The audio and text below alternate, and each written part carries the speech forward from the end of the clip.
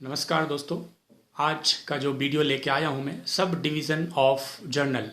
It means journal में सारी entry एक साथ में की जाती हैं और सब डिवीज़न ऑफ जर्नल का मतलब होता है जब हम अलग अलग बुक्स तैयार करते हैं, जिसमें आपको अगर कैश से रिलेटेड ट्रांजेक्शन्स देखना है तो पहला सब डिवीज़न ऑफ जर्नल या सब्सिडरी बुक्स कहा जाता है। तो पहली सब्सिडरी बुक्स होती है कैश बुक। कैश बुक को तीन प्रकार से हम दे सकते हैं। यहाँ कैश बुक तीन प्रकार की होती है। सिंपल कॉलम कैश बुक एक होता है, 2 कॉलम कैश बुक और तीसरा होता है 3 कॉलम कैश बुक। और एक डिफरेंट कैश बुक बनाई जाती है जिसको बोलते हैं हम पिटी कैश बुक। इन सब का डिटेल हम अलग से देखने वाले हैं। दूसरा होता है परचेज बुक। परचेज मतलब होता है क्रय वही। इस वही में, परचेज बुक में सिर्फ और सिर्फ गुड्स परचेज ऑन क्रेडिट, उधार में क्रय किए गए माल को ही यहाँ पर रिकॉर्ड किया जाएगा। नगद में किए गए माल को रिकॉर्ड नहीं किया जाता है।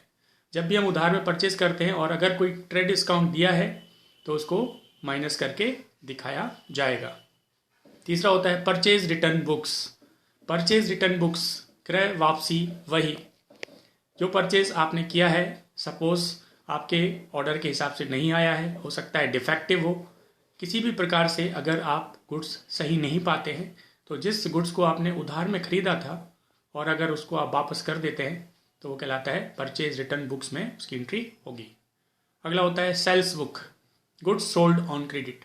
अगर उधार में माल बेचा जाता है तो इस वही में लिखा जाएगा और सिर्फ goods sold on credit basis. यहाँ पर गुड्स बार बार बोला जा रहा है। गुड्स का मतलब होता है जिस पर्टिकुलर वस्तु में आप व्यापार करते हैं वो आपके लिए गुड्स होगी और अदर वस्तुएं आपके लिए एसेट्स होती हैं। जैसे आप फर्नीचर का व्यापार करते हैं तो फर्नीचर आपके लिए गुड्स होगा, क्लॉथ मर्चेंट हैं तो क्लॉथ आपके लिए गुड्स होगा। इस प्रकार से goods sold on credit basis. Sales return books. Sales return books में जैसे आपने किसी को गुड्स सेल किया है और आपके कस्टमर किसी डिफेक्टिव खराब होने के कारण आपको वापस कर देता है तो कहलाता है सेल्स रिटर्न बुक्स में उसको रिकॉर्ड करना है ऐसी ट्रांजेक्शन्स को। अगला होता है बिल्स रिसीवल बुक्स। जब आप किसी भी माल को उधार में बेचते हैं तो आपके देनदार द्वारा जो बिल एक्सेप्ट किया जाता है और वो बिल का अमाउंट आपको रिसीव होगा तो आपके लिए कहलाएगा बिल्स रिसीव। और ऐसे बिल्स रिसीव की एंट्री बिल्स रिसीवल बुक्स में की जाती है। 7 नंबर होता है बिल्स पेबल बुक्स।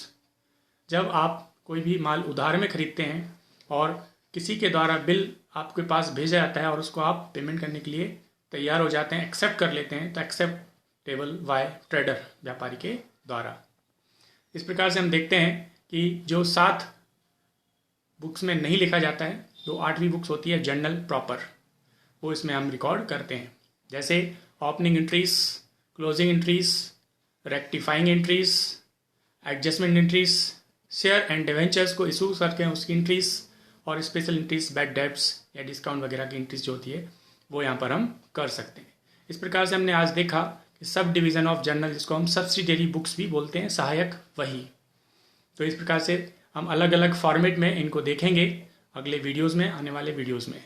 तो एक बार मैं रिवाइज कर देता हूँ। सब्सिडियरी बुक्स या सब डिवीज़न ऑफ जर्नल, पहला होता है कैश बुक, दूसरा होता है परचेज बुक, तीसरा होता है परचेज रिटर्न बुक्स, चौथा होता है सेल्स बुक, पांचवा सेल्स रिटर्न बुक्स, छठवा होता है बिल्स रिसीवल बुक्स, सातवां होता है बिल्स पेबल बुक्स और आठवां होता है जर्नल प्रॉपर। इस प्रकार से यहाँ पर ये सब डिवीज़न ऑफ जर्नल का हल्का सा इंट्रोडक्शन आपको दिया हुआ है। अगर तक चैनल को सब्सक्राइब नहीं किया है तो सब्सक्राइब करें, लाइक करें। धन्यवाद, नमस्कार।